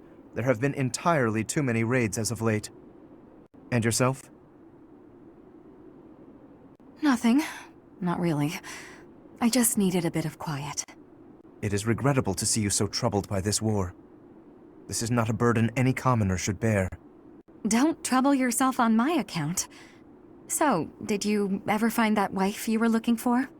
This is hardly the time or place for me to be searching for a bride. Why do you ask? The truth is, I know this is sudden, but there's a war on, and who knows what tomorrow brings, right? Go on. I've always been quite fond of you. But I've also, well, I've given up on you. That is sudden? But why would you give up on me? You're from a noble family, and I'm a commoner. It would have been scandalous. I did what I could to be worthy of you, but you never noticed. So, I've resigned myself to a lonesome life, my feelings unrequited. You found it so easy to give up on me? Truly?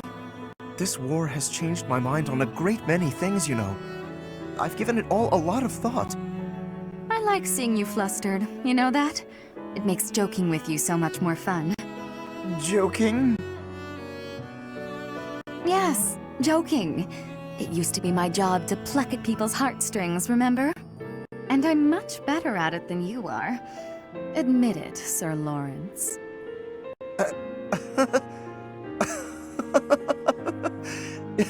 I concede defeat. But your words have cut straight through to my heart. And now I must tell you how I feel. I've always been charmed by you. I do not think I realized just how thoroughly until this moment.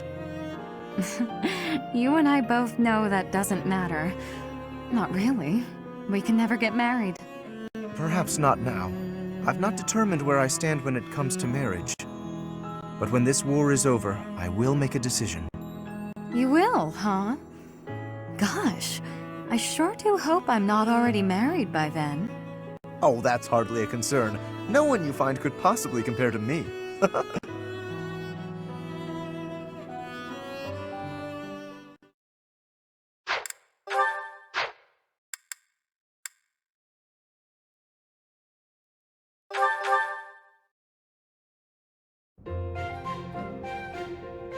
Ah, time to relax. Professor Hanneman, do you have a moment to talk? Of course, Miss Dorathea. Whatever is on your mind. I heard you were once a member of the nobility, and you surrendered your title to come here. Indeed, I was a noble once. Why are you so curious about that? I knew there was something noble about your speech and your perfect manners. You're always impeccably dressed, too, and you have a certain pride about you. What interests me is that you threw it all away.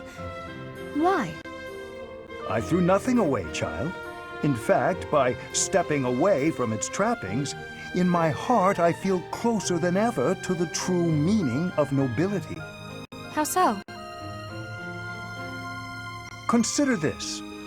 At its inception, the concept of nobility assumed that the greatest among the populace would rise to power.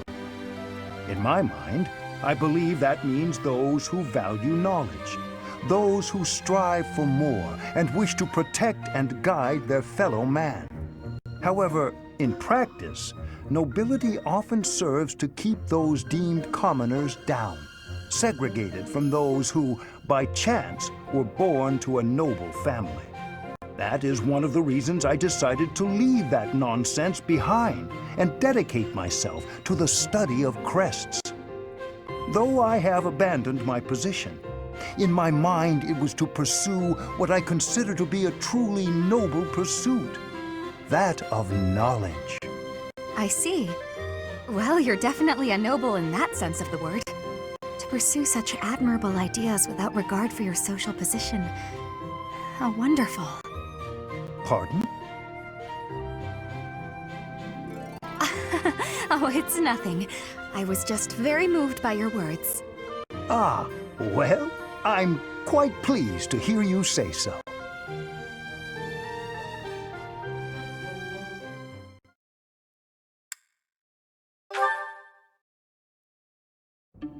Professor Hanneman, how unexpected.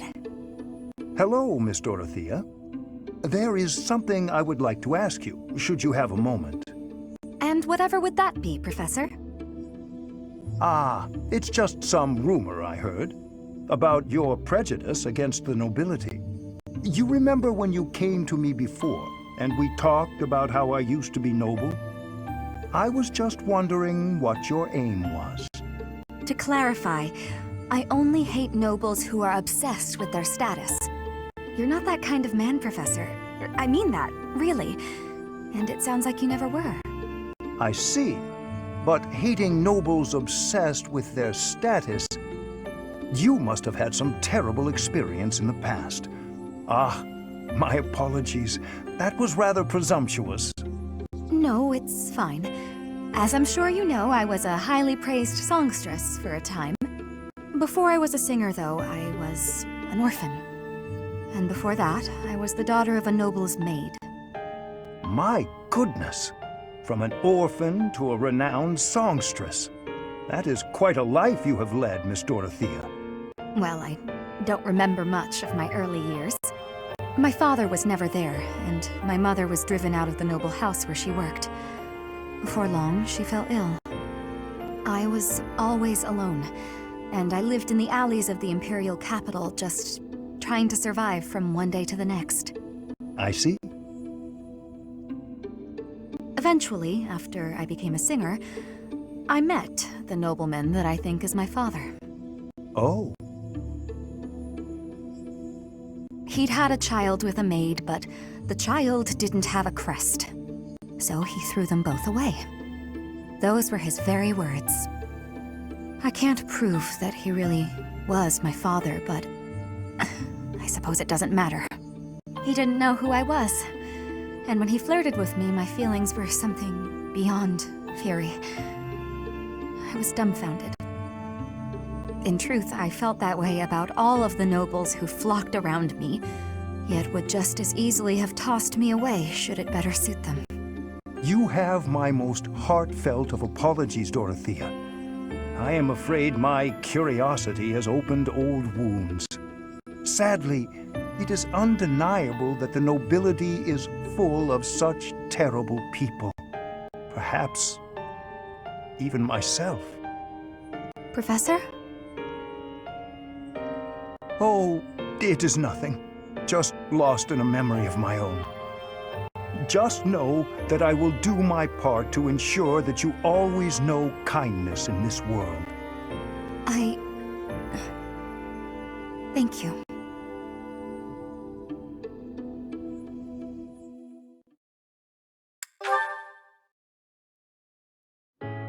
Dorathea, my dear, you must be tired from the extended fighting. May I get you anything? Thank you, Professor Hanneman, but I'm fine. You don't appear fine. Make sure not to overexert yourself. The war is not yours alone to fight. You have friends to rely on. We are here for you, always. Thank you, but I really am fine.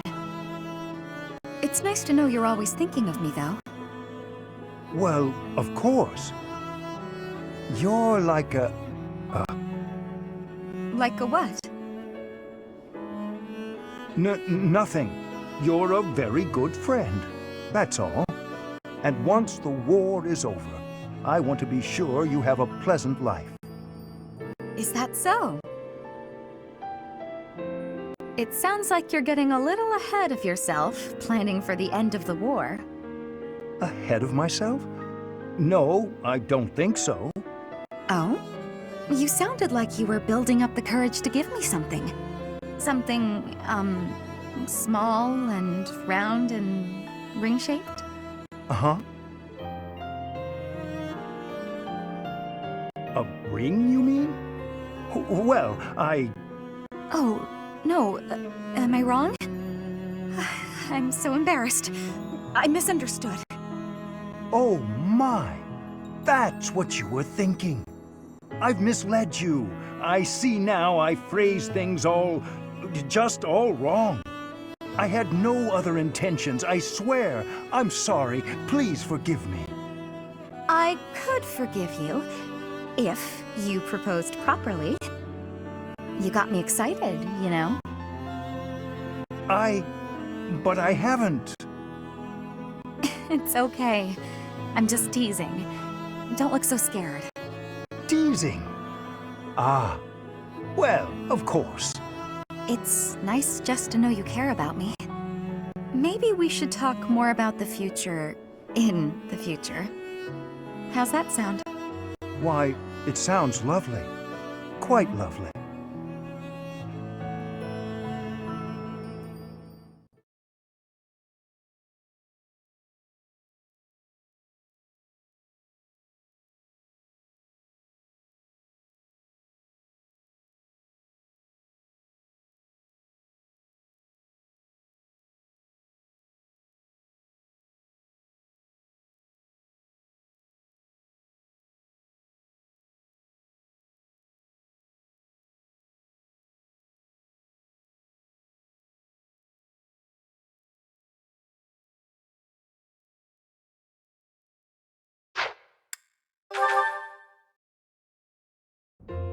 Professor Manuela!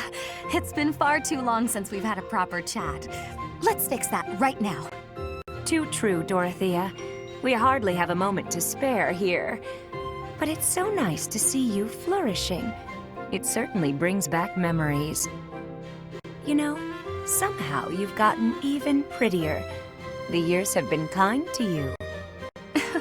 That's something like a rose telling a daisy it's pretty, but I appreciate the compliment all the same. Oh, honey, if that's the case, I hope you'll work hard to never become a rose like me. Too many thorns. Oh, stop it.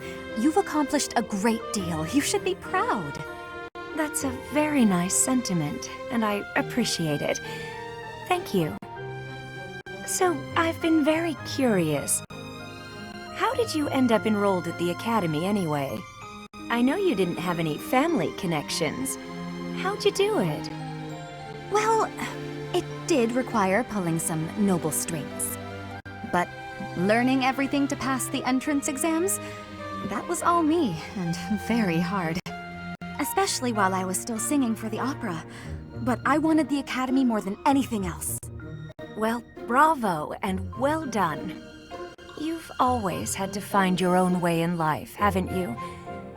I so wish you could rely on people more often. Still, though, you haven't said why you worked so hard to get into Garreg Mach to begin with. Isn't it obvious? Because you were here. When you retired, it broke my heart. But it also woke me up. Seeing someone like you, who shined so brightly on the stage, give it all up and start a brand new life. It got me thinking about my own future, and what I wanted it to look like. As ever, I followed your lead. Oh my. I don't know what to say. I had also heard that the heirs to the Alliance, Empire, and the Kingdom were all enrolling as well. With such an exceptional crop of potential spouses, how could I go anywhere else? And have you gotten what you were after? Your dreams, a future, and a good partner? I'm sure I'll find my somebody someday, but I haven't found them yet. Ah, it's so nice to spend time with you again, Manuela. It's been too long.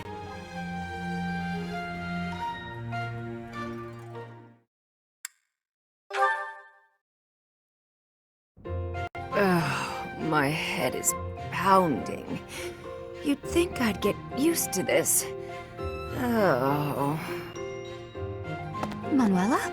Oh my goodness, you look terrible. Don't get up, I'll get you some water. I should fluff up those pillows for you. It will make you more comfortable. I'm completely hopeless.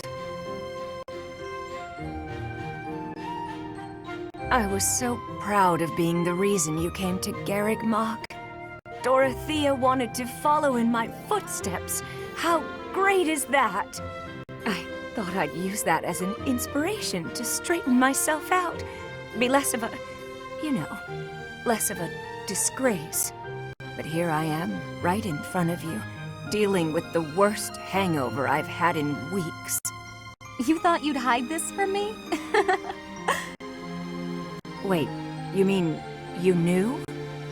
Even when you were still with the opera company, you had quite the reputation. There was a joke that you could outdrink a fish and the sailor who caught it. Dorathea, my brain's pounding as it is. Please, stop. It's all true. But I can't handle hearing it from you, the girl I thought I had inspired to greatness.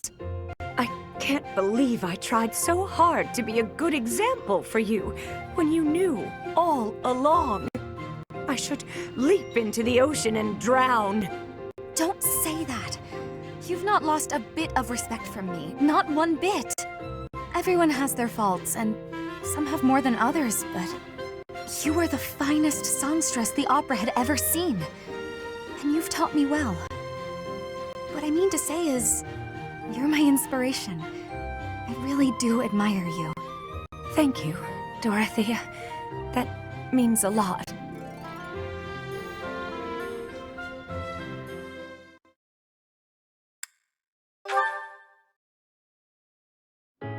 Dorathea?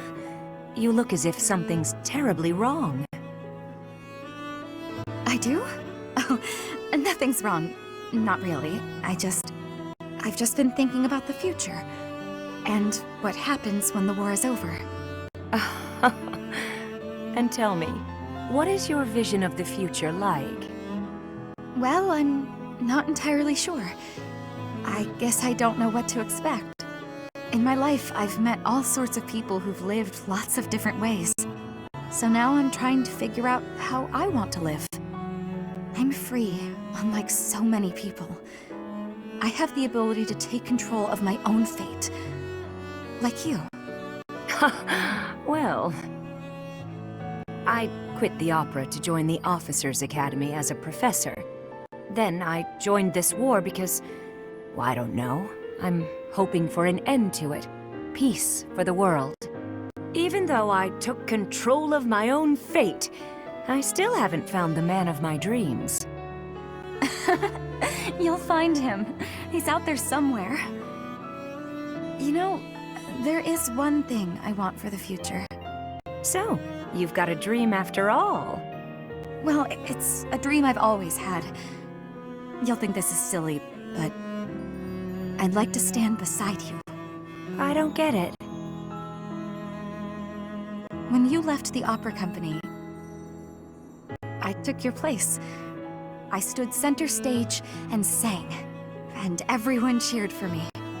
I wish the cheers were for me and you. I wish we stood on that stage together. I have to tell you something.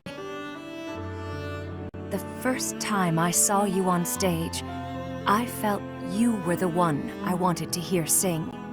I already had plans to leave the opera company, but when I met you, I knew I couldn't leave until I saw you take your rightful place. You're right, though.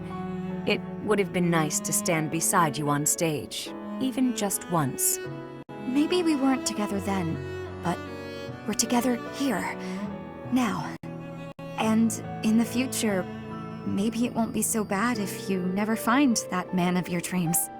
What do you mean by that? You and me. I won't find a guy either. We can just be together. I think that'd be pretty nice, don't you? Living together and doing whatever we want. Huh. You know, that could be nice. It'd be like you and me, finally together on stage. The lights shining down, our gowns and jewels sparkling. Just us. Sparkling in the stage lights forever.